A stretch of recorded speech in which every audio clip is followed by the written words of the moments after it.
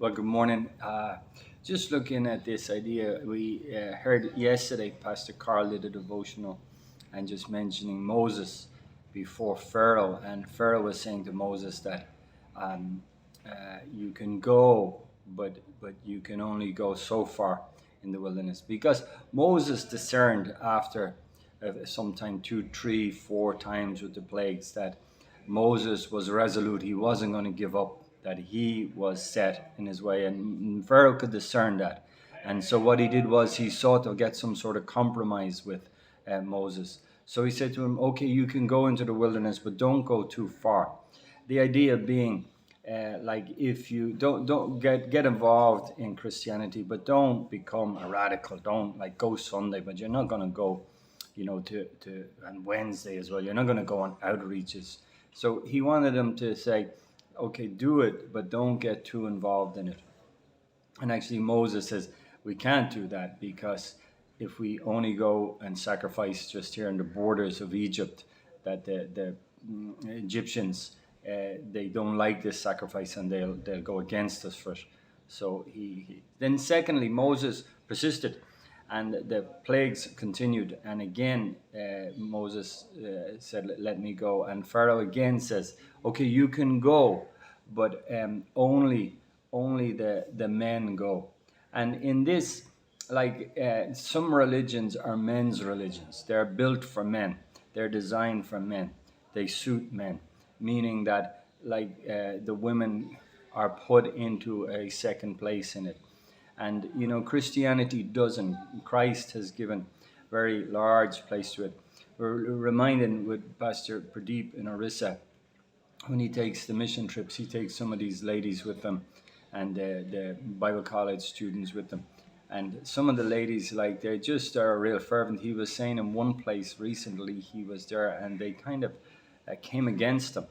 There really a crowd kind of came against him, and it was because of the ladies that they finally backed off. And in Luke 8, it says, at the first two, three verses, it says that Jesus went to every town and city, and the 12 were with him, and also certain women, Mary, Magdalene, Susanna, and I think Joanna. Like, this is pretty to every town and city. So here Pharaoh is saying to Moses, but he won't budge on it. He's saying, okay, you can go, but only the men go. But he doesn't budge.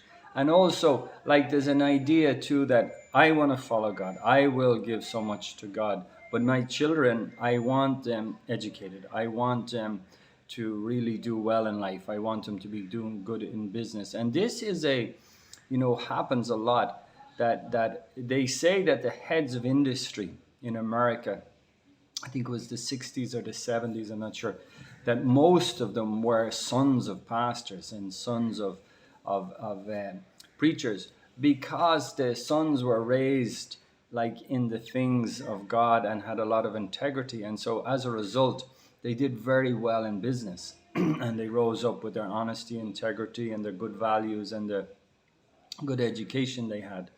But in some ways, it's a bit of a shame because they could have been like in the ministry, and instead they moved over and saw those opportunities. Like, again, Pastor Pradeep, I love the way he is there. He has wonderful children, and they are bright and they're doing well in school.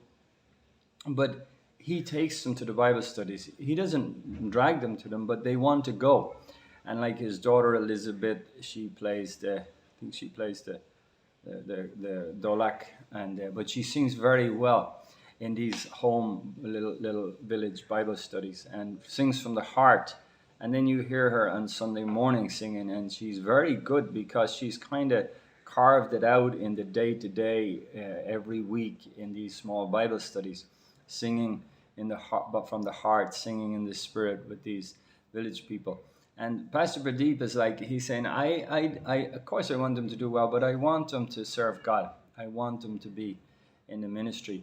And he has that wonderful view. There is just one comment here in Genesis 6, is that it says that the sons of God married the daughters of men, and their sons were giants. There were giants in the land, Nephilim. I know there's different interpretations of that.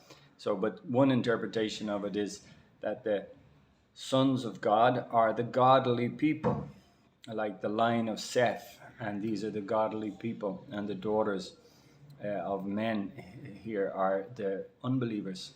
And but they married them, and their sons became giants in the land, meaning and I know as I said, there's an interpretation that they were these great giants, but that giants in that they achieved great things. Like I said, the CEOs and the heads of industry in America were all pastors' sons because they went that way.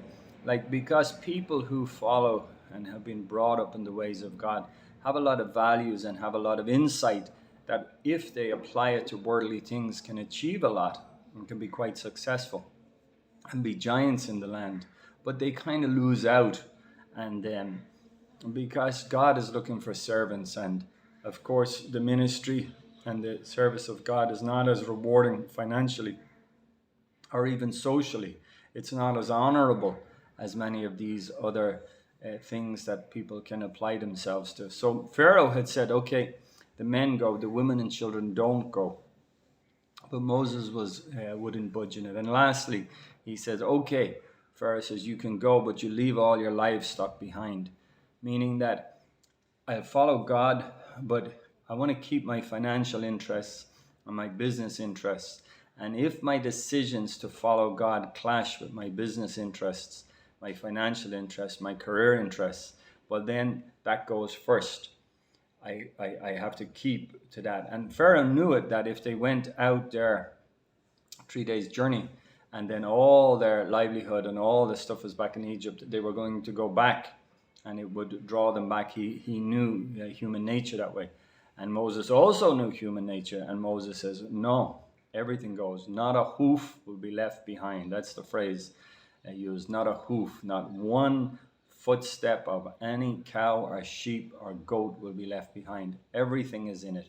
And so we thank God for this, that we can serve God, and we with all be fully in it. Okay, amen. God bless.